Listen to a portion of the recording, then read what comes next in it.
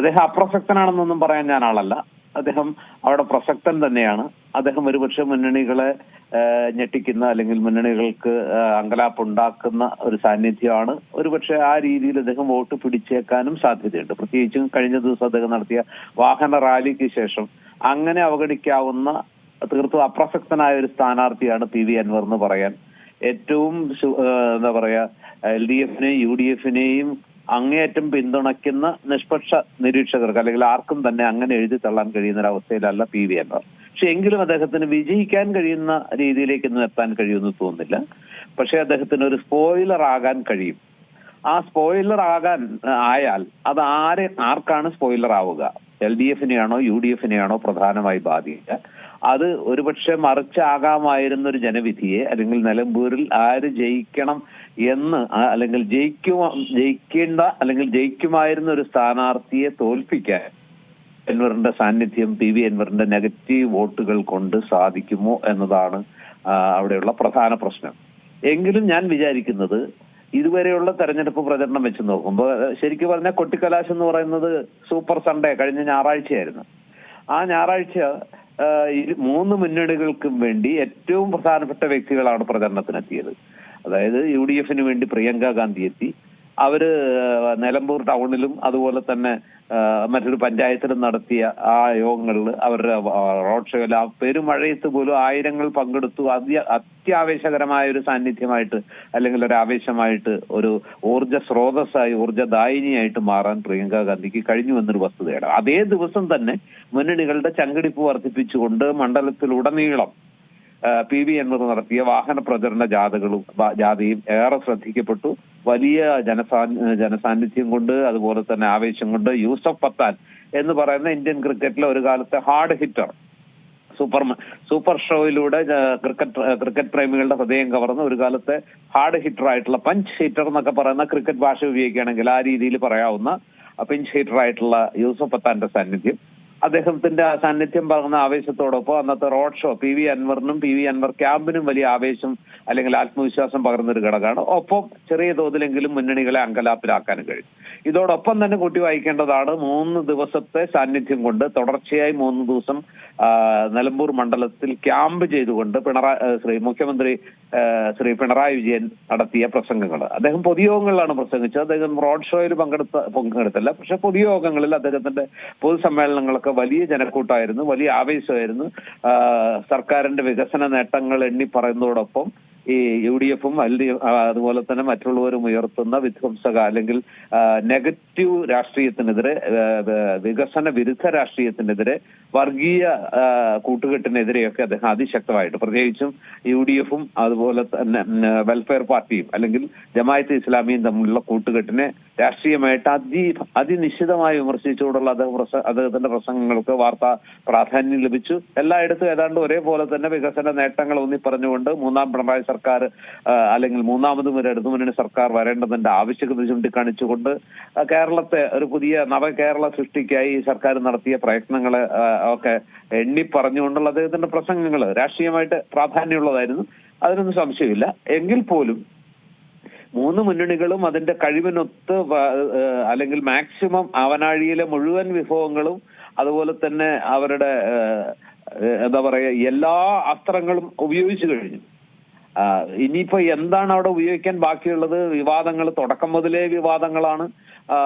പല വിഷയങ്ങൾ, ഒരുപാട് വിഷയങ്ങൾ വന്നു. അവസാനം ഈ പറഞ്ഞ ഏറ്റവും ഒടുവിലെത്തിയ വിവാദം എന്ന് പറയുന്നത് മാങ്കൂട്ടത്തിലിനെയും ഷാഫി പറമ്പിലിനെയും ഇലക്ഷൻ കമ്മീഷനും പോലീസും ചേർന്ന് പരിശോധിച്ചത് ഒരു വലിയ വിവാദമായി. അതിനു മുമ്പ് ക്ഷേമ പെൻഷൻ കൈക്കൂലിയാണ് എന്ന രീതിയിലുള്ള KC വേണുഗോപാലിന്റെ ഇതായി. അതിനിടയിൽ ഇതിന്റെ മധ്യത്തിൽ ജമാഅത്തെ ഇസ്ലാമിയുടെ അല്ലെങ്കിൽ വെൽഫെയർ പാർട്ടി UDFനെ പിന്തുണച്ചപ്പോൾ അതൊരു വലിയ രാഷ്ട്രീയ വിഷയവും വിവാദവുമാക്കി മാറ്റാൻ ഇടതുമുന്നണി പരിശ്രമിച്ചു. തിരിച്ച് PDPയുമായിട്ടുള്ള ബന്ധം, അതുപോലെ തന്നെ ഹിന്ദു മഹാസഭയുടെ പിന്തുണ സ്വീകരിച്ചതിനെ ചൊല്ലിയുള്ള വിവാദങ്ങൾ എല്ലാം, ഇങ്ങനെ ഒട്ടേറെ വിഷയങ്ങൾ. അതിനിടയിൽ പന്നിക്കണിയിൽപ്പെട്ട് 15 വയസ്സുകാരൻ മരിച്ചതിനെ ചൊല്ലി വനം മന്ത്രിയുടെ ആ സമയത്തെ അനാവശ്യ പ്രതികരണം വലിയൊരു രാഷ്ട്രീയ ആയുധമാക്കി മാറ്റാൻ UDFന് കഴിഞ്ഞു.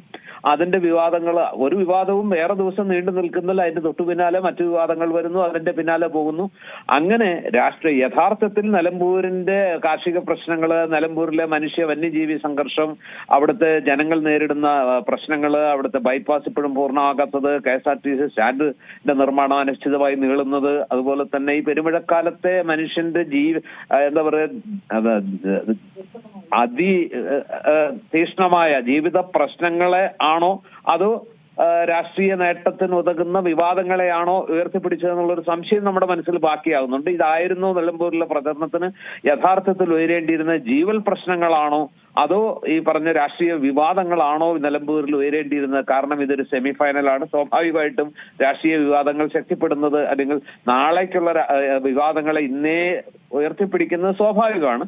എങ്കിലും ഒരു ഉപതെരഞ്ഞെടുപ്പിൽ ഉയർന്നു വരേണ്ട ആ ഒരു തീവ്രമായ എന്താ പറയുക, ഓരോ ഇഞ്ചും ഇംഗ്ലീഷിൽ പറയുകയാണെങ്കിൽ ലെഫ്റ്റ് നോ സ്റ്റോൺ അൺടേൺഡ് എന്ന് പറഞ്ഞ പോലെ ഒരു കല്ലും മറച്ചു വെക്കാത്തതില്ല, എല്ലാം മറച്ചു വെച്ചുകൊണ്ട് ആ ഇംഗ്ലീഷ് പ്രയോഗത്തെ അന്വർത്ഥമാക്കുന്ന രീതിയിൽ the left no stone unturned, എല്ലാ മുന്നണികളും ആ രീതിയിലാണ് പ്രവർത്തിച്ചത്. അപ്പൊ ആവനാഴിയിലെ സകലത് എങ്കിലും ഞാൻ വിചാരിക്കുന്നു പിണറായി വിജയൻ അടക്കമുള്ള LDFന്റെ നേതാക്കള് ആ മുൻനിര അല്ലെങ്കിൽ അവരുടെ പ്രധാന നേതൃത്വം വലിയ സ്വാധീനം സൃഷ്ടിച്ചെങ്കിലും UDFനെ സംബന്ധിച്ചിടത്തോളം അവർ പ്രധാനമായിട്ട് ഊന്നിയത് അവരുടെ രണ്ടാം നിര നേതാക്കളിലാണ്. ഷാഫി പറമ്പിൽ, രാഹുൽ മാങ്കൂട്ടത്തിൽ, ഫിറോസ്, ചാണ്ടി ഉമ്മൻ അടക്കമുള്ളത്. അങ്ങനെ അവരുടെ ആ ഒരു രണ്ടാം നിര നേതൃത്വം അതിശക്തമായിട്ട് രംഗത്തുണ്ടായിരുന്നു. അവർക്ക് കുറെ കൂടി ആളുകളുമായിട്ട് സംവദിക്കാനുള്ള ഒരു കഴിവുണ്ടെന്ന് എനിക്ക് തോന്നുന്നു. ഇപ്പൊ ഷാഫിയെ പോലെയൊക്കെയുള്ള ആളുകൾക്ക് പാലക്കാട് ചാണ്ടി ഉമ്മൻ ഒരു അല്പം റബൽ അല്ലെങ്കിൽ ഒരു അല്പം ഇടത്തോട്ടടിച്ച് അല്ലെങ്കിൽ ഒരു ലേശം അസാന്നിധ്യം കൊണ്ട് ശ്രദ്ധേയമായെങ്കിൽ ഇവിടെ സാന്നിധ്യം കൊണ്ട് തന്നെ അദ്ദേഹം കൂടുതൽ ശ്രദ്ധേയനായി മാറുന്ന കാഴ്ചയും കണ്ടു. അപ്പൊ അതുകൊണ്ട് തന്നെ ഏറ്റവും ഒടുവിൽ നമുക്ക് എത്താവുന്നത് പ്രവചനാതീതമായ ഒരു പോരാട്ടമാണ്. കേൾക്കുന്നുണ്ടല്ലോ അല്ലെ? ഒരു പ്രവചനാതീതമായ പോരാട്ടത്തിലേക്കാണ് പോകുന്നത്. ഇന്ന് ഇതുവരെയുള്ളതിന്റെ എല്ലാം ക്ലൈമാക്സ് ആണ്. കലാശ കൊട്ട് എന്ന് പറയുന്നത് നിലമ്പൂർ ഇന്ന് വരെ കണ്ടിട്ടുള്ള ഏറ്റവും കരുത്തുറ്റ മുന്നണികളുടെയും അതുപോലെ തന്നെ PV അൻവറിന്റെയും സകല ശക്തിയും ഉപയോഗിച്ചുള്ള ഒരു ഷോ ആയിരിക്കും ഇന്ന് കാണാൻ പോകുന്നത്. നിലമ്പൂർ ടൗൺ അക്ഷരാർത്ഥത്തിൽ, നിലമ്പൂർ പഞ്ചായത്തുകളുടെ ആസ്ഥാനങ്ങളെല്ലാം അക്ഷരാർത്ഥത്തിൽ ആവേശം കൊണ്ട് ആവേശ ലഹരിയിലേക്ക്, ഉന്മാദത്തിലേക്ക് ഉയർത്തപ്പെടുന്ന കാഴ്ചയെന്ന് കാണാം. പെരുമഴയ്ക്കൊന്നും തണുപ്പിക്കാനാവാത്ത ആവേശത്തിന്റെ ഉച്ചസ്ഥായിയിൽ പ്രവർത്തകരും നേതാക്കളും ഒക്കെ സ്വയം മറന്ന് ഉന്മാദികളെ പോലെ നൃത്തം ചെയ്യുന്ന കാഴ്ചകൾ, ക്രെയിനിൽ കയറി സ്ഥാനാർത്ഥികൾ ജനക്കൂട്ടത്തിന് മുകളിലേക്ക് ഉയർന്നു നിൽക്കുന്ന കാഴ്ചകൾ, ഇന്ന് ഒരുപാട് കാഴ്ചകളുടെ ഒരു പൂരം തന്നെയായിരിക്കും ഇന്ന് നിലമ്പൂരിൽ ഉണ്ടാകാൻ പോകുന്നത്.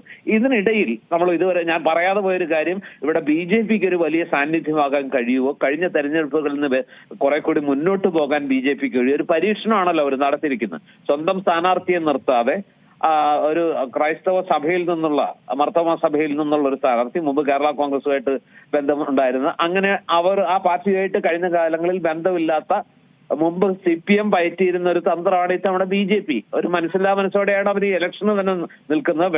വേണ്ട അവസാനം വേണ്ടണം എന്ന രീതിയിൽ ഒരു സ്ഥാനാർത്ഥിയെ നിർത്തിക്കൊണ്ട് അവിടെ ഒരു പരീക്ഷണം നടത്തുകയാണ്. അത് എത്രത്തോളം അവിടുത്തെ BJPയുടെ വോട്ട് ബാങ്കിനെ സ്വാധീനിക്കും? അവര് നിസ്സംഗത പാലിക്കുമോ അതോ അവര് കുറച്ചുകൂടി ഇതുവരെ കിട്ടാത്ത കുറച്ച് വോട്ടുകൾ കൂടി അവർക്ക് സമാഹരിക്കാൻ കഴിയുമോ?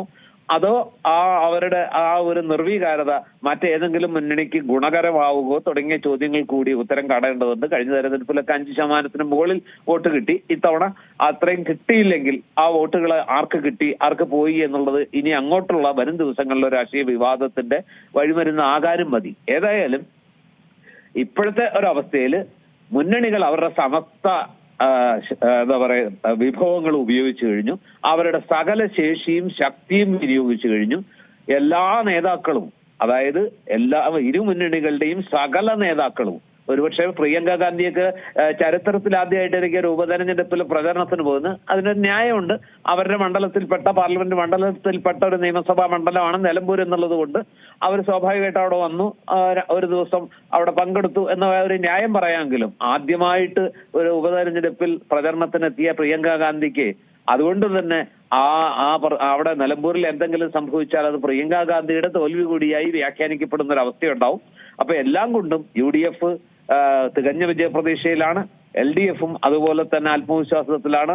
അൻവർ തന്റെ പ്രസക്തി തെളിയിക്കാൻ കഴിയും. ഒരുപക്ഷെ ആഗ്രഹിക്കുന്ന രീതിയിൽ ചില കണക്കുകൾ തീർക്കാൻ കഴിയും എന്നുള്ളൊരു വിശ്വാസം അൻവറിനുമുണ്ട്.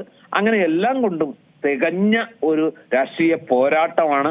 അവസാനം ഈ പറഞ്ഞ മറ്റു വിഷയങ്ങളൊക്കെ അപ്രസക്തമാകുകയും ആത്യന്തികമായിട്ട് രാഷ്ട്രീയം ഉപരിതലത്തിലേക്ക് വന്ന് ആ രാഷ്ട്രീയത്തും കത്തിപ്പടരുന്ന കാഴ്ചയാണ് നമ്മൾ കണ്ടത്. ഒടുവിൽ ആ തീജ്വാലയിൽ ആര് വിജിഗീഷുവായിട്ട് അല്ലെങ്കിൽ ഒരു ഫീനിക്സ് പക്ഷിയെ പോലെ ഉയർന്ന് പറന്നു വരും, ആര് ആ തീജ്വാലയിൽ ചിറക് കരിഞ്ഞു പോകും എന്നുള്ള കാഴ്ച അത് കാണാനാണ് കാത്തിരിക്കുന്നത്. ഇന്നത്തെയും കഴിഞ്ഞ് നാളത്തെ നിശബ്ദ പ്രചരണത്തിന്റെ ദിനവും കഴിഞ്ഞ് മറ്റന്നാൾ പോളിംഗ് ബൂത്തിലേക്ക് എത്തുമ്പോൾ നിലമ്പൂരുകാരുടെ മനസ്സിലൊരു തീരുമാനം ഉണ്ടാകും. ആ തീരുമാനം ഭാവി കേരളത്തിന്റെ ഒരു ചൂണ്ടുപലക കൂടിയാവും. വരാനിരിക്കുന്ന രാഷ്ട്രീയ കേരളം ഏത് ദിശയിലേക്ക് പോകണം, ഏത് നേതാവ് പിണറായിയാണോ VD സതീശനാണോ എന്ന വലിയൊരു ചോദ്യത്തിന് കൂടിയുള്ള ഒരു ചെറിയ ഉത്തരം ഈ ഉപതെരഞ്ഞെടുപ്പ് ഫലത്തിലൂടെ കിട്ടും എന്നതാണ് ഏറ്റവും പ്രധാന രാഷ്ട്രീയ പ്രസക്തി എന്ന് ഞാൻ വിചാരിക്കുന്നു. ഏറ്റവും പുതിയ വാർത്തകളും വിശേഷങ്ങളും വിരൽത്തുമ്പിലറിയാൻ സീ മലയാളം ന്യൂസ് എല്ലാ ഡിജിറ്റൽ പ്ലാറ്റ്ഫോമുകളിലും ലഭ്യം.